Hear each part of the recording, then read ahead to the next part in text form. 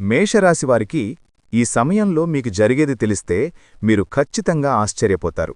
ముఖ్యంగా మీరు మీ జీవితానికి సంబంధించి ఎప్పట్నుంచో ఎదురుచూస్తున్నటువంటి 4 పెద్ద శుభవార్తలు వింటారు. అవి విన్న తర్వాత మీరు చాలా సంతోషపడతారు, చాలా ఆనందపడతారు. అంతేకాకుండా మీకొక స్త్రీ వల్ల మీ యొక్క జీవితంలో చాలా రకాలైనటువంటి మార్పులు చేర్పులు జరగబోతున్నాయి. ఆ స్త్రీ ఎవరో కూడా మీకు తెలుసు. ఎందుకంటే ఆ స్త్రీని మీరు ఆల్రెడీ చూశారు, తనతో మాట్లాడి ఉన్నారు కాబట్టి ఆ స్త్రీ ఎవరో కూడా మీకు తెలుసు.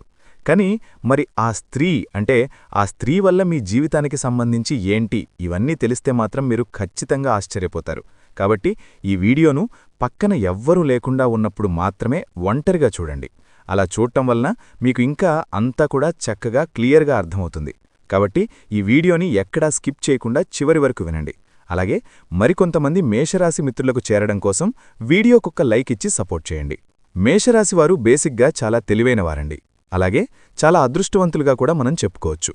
మేషరాశివారిలో ఉండేటటువంటి ఆ యొక్క మంచి పనులు, మంచి గుణాలు ఇవన్నీ కూడా చాలా ఉన్నాయి మనం చెప్పుకోవాలంటే. కానీ ఎదుటివారికి వీరు ఎలా కనిపిస్తారంటే ఒక పెద్ద స్వార్థపరుల్లాగా, ఒక దుర్మార్గుడులాగా కనిపిస్తూ ఉంటారు. కానీ వారి యొక్క సొంత మనుషులకు తెలుసు వాళ్లలో ఉన్నటువంటి ఆ మంచితనం ఏంటి, వాళ్ల యొక్క మంచి బుద్ధేంటి, ఇవన్నీ కూడా మనసుతో చూస్తే అర్థమవుతుంది. కానీ కళ్లతో చూస్తే అది ఎవ్వరికీ కూడా అర్థం కాదు. అలాగే వీరికి ధైర్యం కూడా చాలా ఎక్కువగా ఉంటుంది. తెలివితేటలు ఎలాగైతే ఎక్కువగా ఉంటాయో వీరికి ధైర్యం కూడా చాలా ఎక్కువగా ఉంటుంది. అలాగే మొండితనం కూడా చాలా ఎక్కువ. ఏదైనా సరే ఒక విషయంలో పట్టుపట్టారు అంటే మాత్రం ఆ పని అయిపోయేదాకా నిద్రపోరు. అంత మొండివారు వీళ్లు. ఏదైనా సరే వాళ్ళనుకున్నది అవ్వాల్సిందే. కొన్ని విషయాల్లో అంత మొండిగా పట్టుదలగా కూర్చుంటూ ఉంటారన్నమాట. అలాగే మొండి పట్టుదల అని చెప్పేసేసి పొరపాటు జరుగుతుంది అని చెప్పి మనం భావించకూడదు. పనులు చాలా కరెక్ట్గా ఉంటాయి. అంటే ముందు అది తప్పుగా అనిపించినా, ఎదుటివాళ్లకి సరిగ్గా అర్థం కాకపోయినా, వీళ్లేదో నష్టాలు చేస్తారని చెప్పేసి మనకనిపించినా, చేసినా ఆ పని యొక్క రిజల్ట్ మాత్రం చివరకు బావుంటుంది. ఎందుకంటే ఏ పనైనా సరే శ్రద్ధతో, తెలివితో చేస్తారు. అలాగే వారి జీవితంలో వచ్చినటువంటి యొక్క సమస్యలుంటాయి కదండి, వాటిని చాలా ధైర్యంగా ఎదుర్కొంటారనమాట. కొంతమందికి చిన్న చిన్న సమస్యలకే ఉక్కిరిబిక్కిరైపోతూ ఉంటారు. కానీ వీళ్ళేంటంటే ఏ సమస్యనైనా సరే చాలా సులువుగా, కాకపోతే బాధ కష్టము ఉండదు అని చెప్పేసి నేను చెప్పనండి. కానీ ఏ సమస్యలైనా సరే చాలా సులువుగా ధైర్యంగా ఎదుర్కొనే శక్తి ఈ మేషరాశి వారికి ఉంది. అలాగే వీరి మాటలు కూడా చాలా తక్కువగా ఉంటాయి, ఎక్కువగా మాట్లాడరు. అలా మాటలు తక్కువగా మాట్లాడినా కూడా ఆ మాటలు చాలా గొప్పగా, చాలా టాలెంట్గా ఉంటాయి.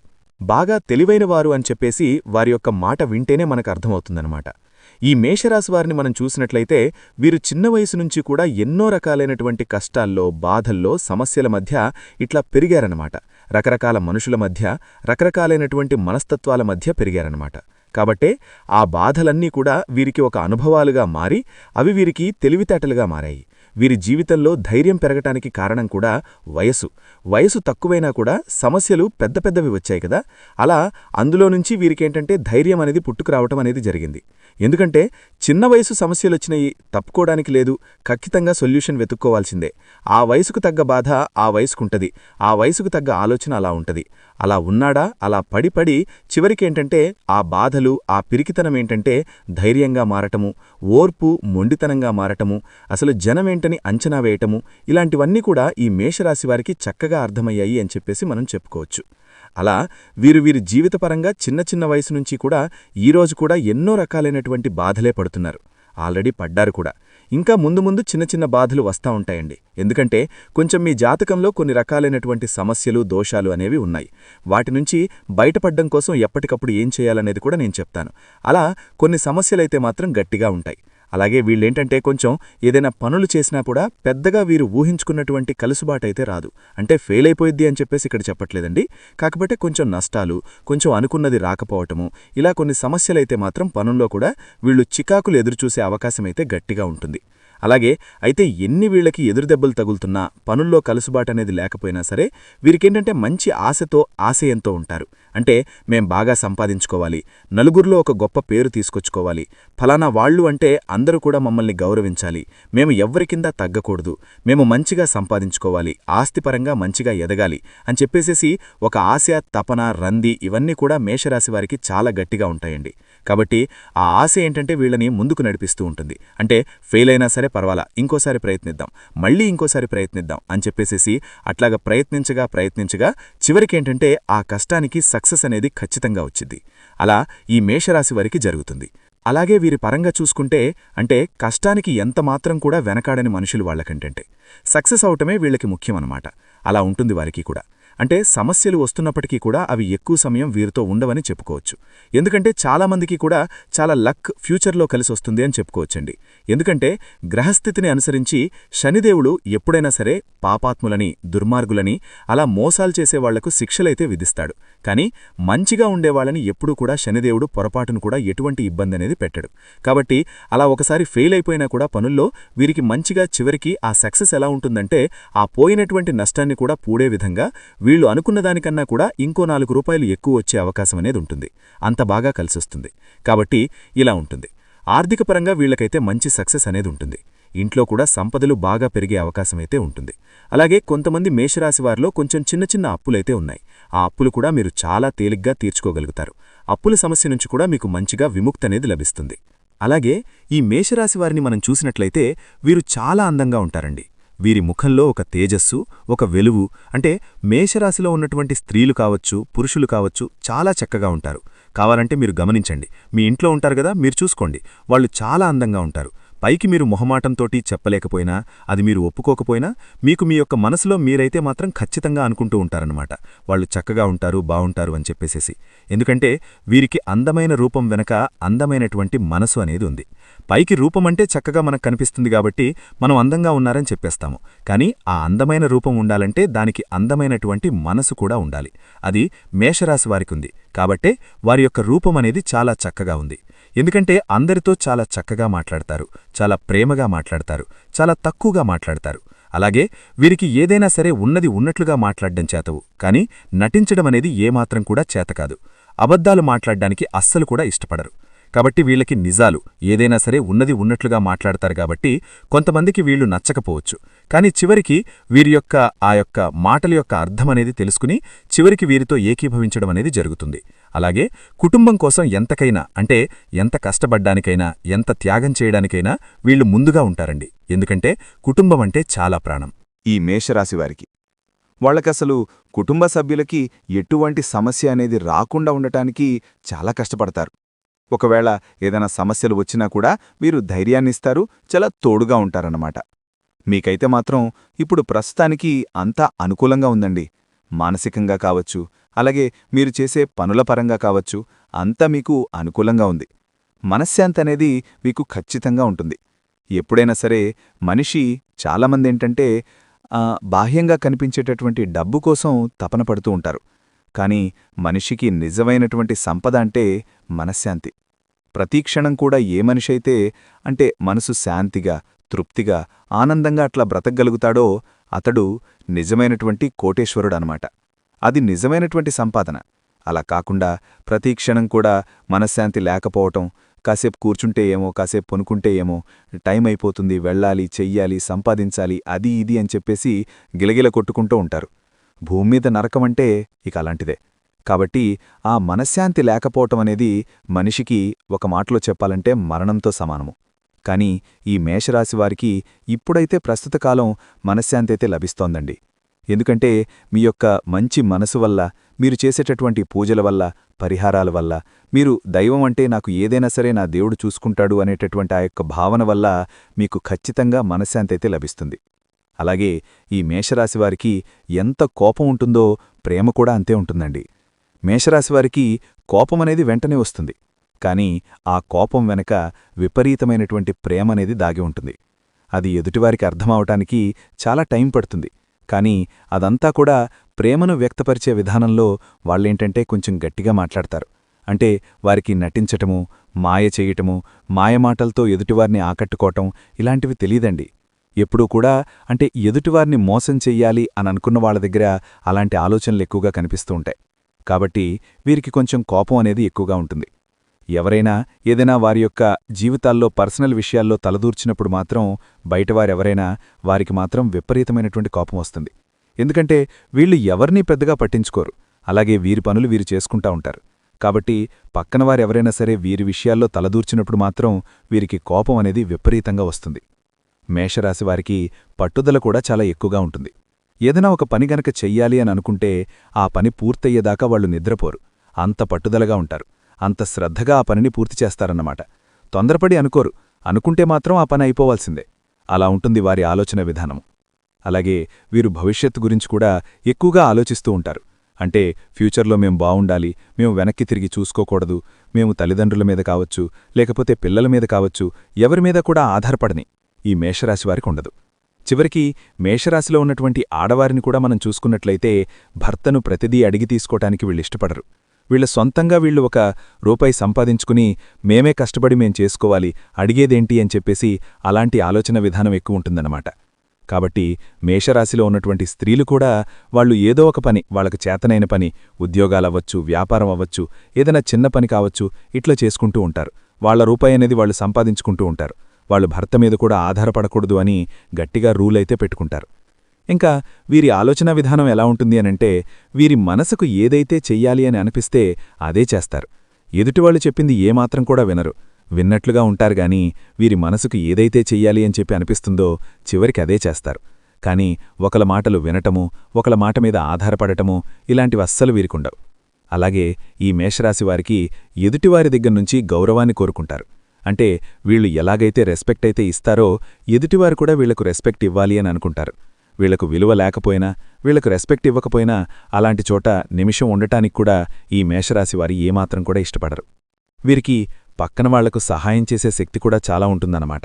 ఎవరన్నా బాగా ఏదైనా బాధల్లో ఉన్నప్పుడు కానీ, ఇబ్బందుల్లో ఉన్నప్పుడు గానీ వీరికేంటంటే చాలా వరకీ కూడా ఈ మేషరాశివారు మంచి మనస్తత్వాన్ని కలిగి ఉండబట్టి సహాయం చేయటానికి ముందుగా ఉంటారు.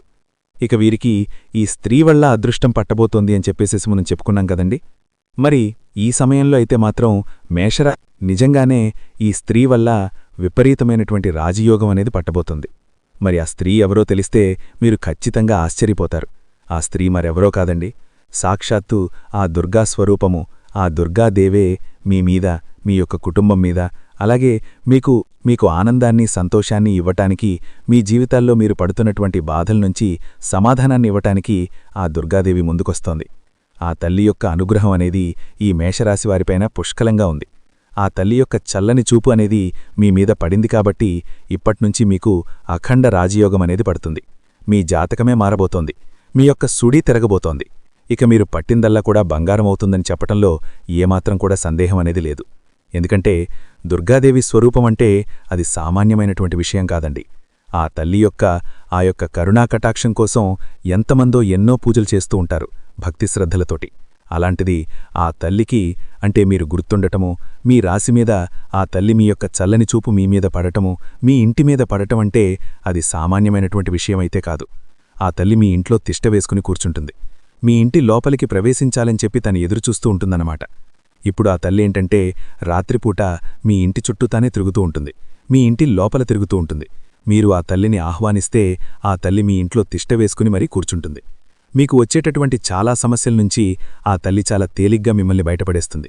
ఇప్పటికే ఆల్రెడీ మీకు తెలీదుగాని ఎన్నో రకాలైనటువంటి ప్రమాదాలనుంచి ఆ తల్లి మిమ్మల్ని కాపాడిందండి. అంటే ఎంతకాలం నుంచో మీరు కాకపోతే ఏంటి మీకీ సమస్యలు అని చెప్పేసి మీరు అనుకుంటున్నారు. కానీ మీకు కొంచెం గడ్డుకాలం నడుస్తున్నా కూడా ఆ తల్లి చాలా వరకీ కూడా మిమ్మల్ని కాపాడుతూనే వస్తోంది. అలా ఎన్నో సమస్యలనుంచి, ఎన్నో ప్రమాదాలనుంచి కూడా మిమ్మల్ని కాపాడింది. కాబట్టి ఆ తల్లిని మీ ఇంట్లోకి ఆహ్వానించడం కోసం మీరేం చేస్తారు అనంటే, ఏదైనా ఒక శుక్రవారం రోజు కానీ, లేదా ఒక మంగళవారం రోజు కానీ, ఇలా లేకపోతే ఈ 2 రోజులైనా పర్వాలేదండి, మీ ఇంటినంతా కూడా చక్కగా శుభ్రం చేసుకోండి. శుభ్రం చేసుకుని చక్కగా తలస్నానం అనేది మీరు చేసుకుని ఆ దుర్గామాతకు మీరు పూజ చేయాలి. ఆ తల్లికి ఏదైనా మంగళవారం కానీ, శుక్రవారం కానీ నియమనిష్టలతో, భక్తి శ్రద్ధలతో అంటే శుద్ధిగా ఉండాలండి. అంటే భార్యాభర్తలు కొంచెం బ్రహ్మచర్యం పాటించటము, ఆ రోజు నాన్ వెజ్ వండుకోకుండా ఉండటము, అలాగే నలుపు రంగు బట్టలు ధరించకుండా ఉండటము, ఆడవారు ఏదైనా 5 రోజులు దూరంగా ఉండే సమయాల్లో ఇలాంటివి చెయ్యకూడదు.